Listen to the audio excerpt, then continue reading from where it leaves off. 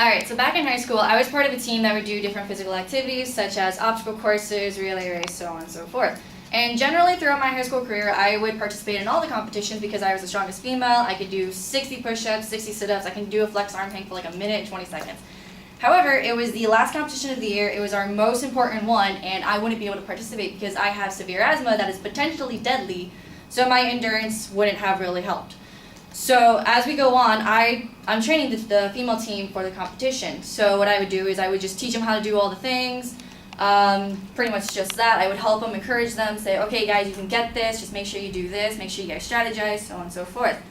It gets to the final day of practice, the last day, at pretty much the very last hour, and we're practicing the obstacle course, and pretty much our MVP twisted her ankle while practicing the obstacle course, and we had no other backup, so our instructor pretty much told me, you have no choice, you're gonna have to do it. It's like, okay, that's a lot of pressure, I guess I have to. So it gets to the next day, and we start off with the relay race, and already we start to feel kind of down because relay race, endurance, you guys kind of get the idea. We actually came second to last place in that case, so we didn't feel so bad, but it was like, okay, maybe we can bring it back if we just try harder on some of the other ones. So next we have a knot tying competition, which pretty much self-explanatory, you tie a knot under a time limit, and we actually got 100% on that. So it's like, okay, maybe if we can just stick to what we're good at and really get good at it, we can do this. Next we have a rope bridge. So pretty much what we have to do for that is we tie a rope around our waist, we tie a rope from one tree to another, and we climb across. Once again, we got second best score, so it's like, yes, we can bring this back, let's just keep doing this, we got this. Next we have a relay race in the pool, which also sounded scary because breathing, but we actually got second place again. So it's like, okay, we got this, we're getting this. Next we have the obstacle course. This one was scary because it was about 1.5 to 2 miles of obstacles. Many obstacles, having to jump over things, run through things, climb through things.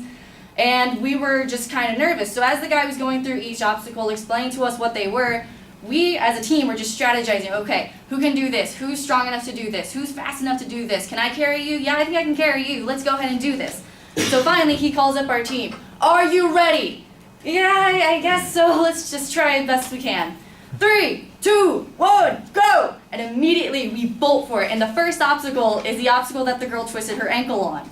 So we were kind of shaky about it, but we pretty much just hop on it. And pretty much what it was a wall with bricks you had to scale across. And mind you, these bricks were about, I would say, that thin, where we can only hang on by our fingernails.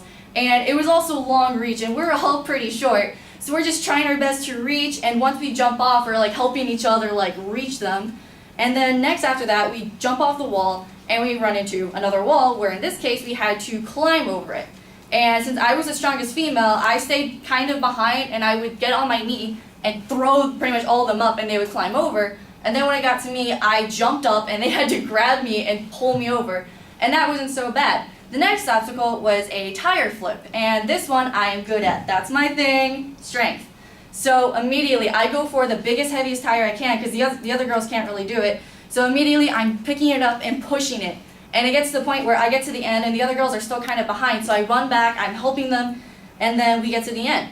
Next, however, it gets more kind of physical where I'm having to use endurance because it is a mud obstacle course where we're having to run through mud, crawl through mud on our stomachs. And the first one is actually a tunnel, which is essentially underground, where there was planks above us, rocks above us, cinder blocks to the side, and it was a very narrow kind of tunnel.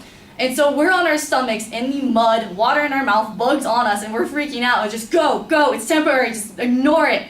And we're pushing through, and after that, we're pretty much like, okay, we got this, we just gotta finish it. We're running up hills, running down hills, carrying each other on our back, carrying sandbags over hurdles, and we get to the very last obstacle, and it's a dumpster filled with water and mud, and we have to collect 5 pennies. Very small pennies, and we're just crawling in like, where are the pennies? And we're freaking out, and finally we just jump out, and we get the pennies, and we throw them in his hand, and he stops the timer, and he shouts, 13:42, and we're like, oh my god, that is not that bad compared to everyone else who were getting times like 15 minutes, 19 minutes. We were so impressed, and I'm like, okay, I should go check my inhaler before I pass out. And it turns out the entire time I was on an empty inhaler. So I did that all on my own, and I felt more free than I ever did. Thank you.